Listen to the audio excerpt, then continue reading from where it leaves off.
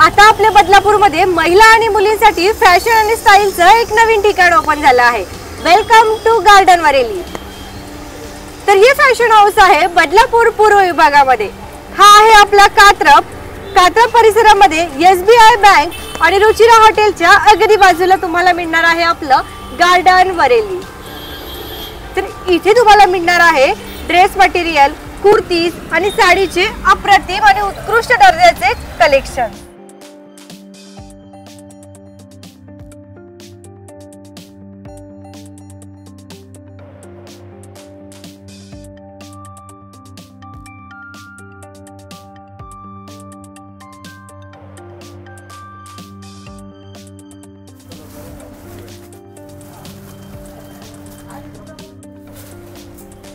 सुद्धा युनिक काहीतरी लुक करायचा आहे का किंवा stylish fashionable dress collection, kurtis आणि साडीचे कलेक्शन बाय करायचं आहे का, मग एकदा इथे नक्की विजिट करा। स्क्रीनवर नंबर दिलेला आहे। काही इन्फॉर्मेशन पाहिजे असेल तर तुम्ही तिथे कॉल करू शकता। थँक्यू।